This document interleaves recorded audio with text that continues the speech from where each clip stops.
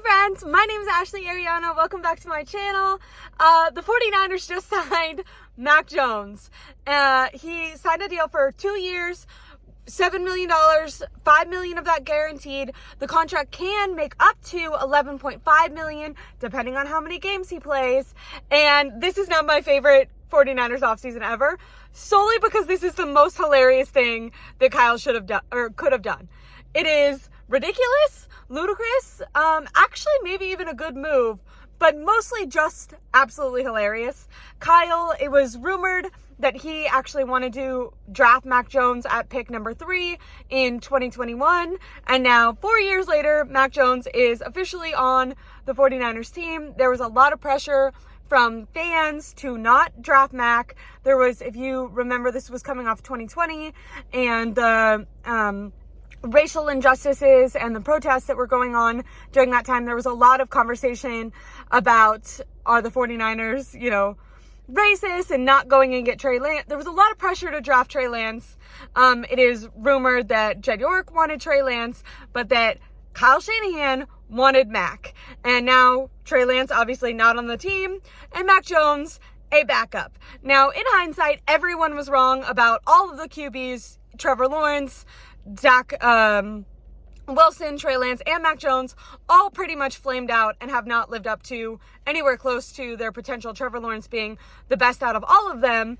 But that 2020 year where they weren't able to have the combine and quarterbacks didn't play as much definitely affected the scouting process for quarterbacks. Now, I actually think this is a good deal. Even if he is just a backup, it's nice to lock someone in who's solid. Mac Jones' skill set is very much like Jimmy Garoppolo's skill set. I'm not saying he's up to that talent, but he has never been in a system that is like catered towards him and his skill set. And Kyle Shanahan loves a QB like Mac Jones. Mac Jones has a stronger arm than Purdy. Now, he's been in horrible situations and has not excelled. His first season he did go to the playoffs with the Patriots team. That was, by the way, that was a horrible Patriots team. If you remember, they literally got rid of Tom Brady because they thought he was the reason that they were bad. Then he went to Tampa Bay and won a Super Bowl. And only a few years later, they fired Bill Belichick. So the Patriots were on a downhill. They were not good. And the offensive line wasn't good. The receivers weren't good. So they did not have a lot. Even Bill Belichick's known for his defenses. And even the defenses were not very good. So, I understand people's initial, Mac Jones sucks reaction, which he might very well suck. But his 2 organizations that he's been with so far are the Patriots, who, have completely rebuilt. They've fired their head coach. They've gotten rid of multiple quarterbacks now. And then he went and backed up on the Jaguars, which is also a dumpster fire organization. And their quarterback hasn't looked, as good as they've hoped there. So, is Mac Jones more talented than he's shown so far?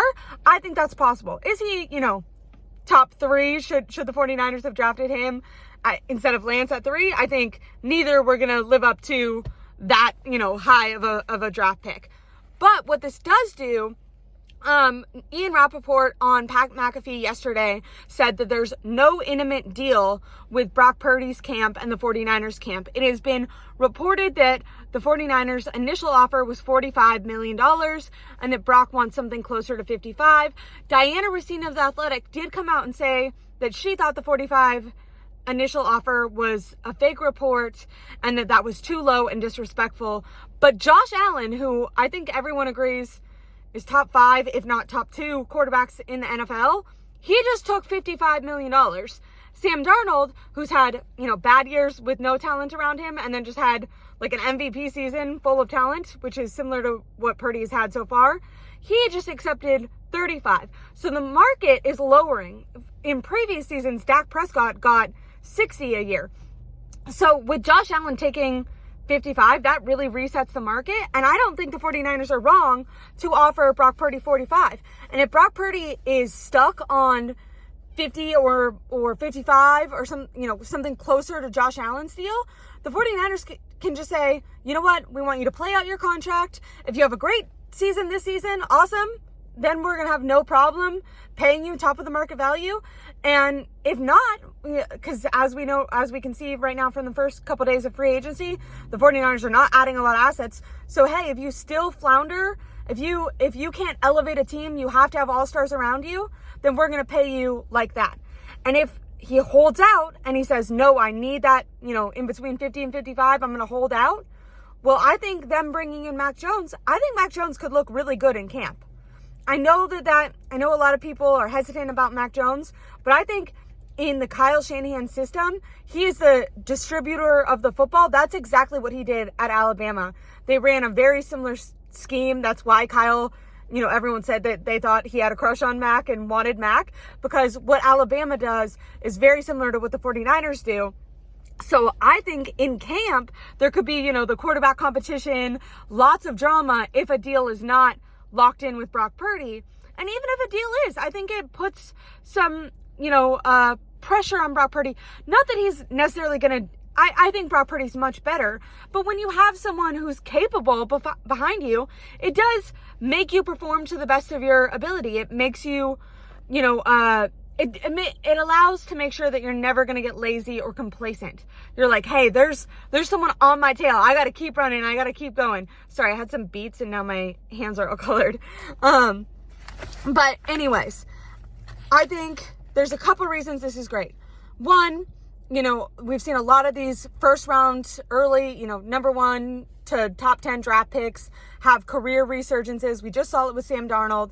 But Sam Darnold ended up getting, like I said, 3 years, $30 million or $35 million per year. Mac Jones is significantly cheaper than that. And so they get a cheap guy.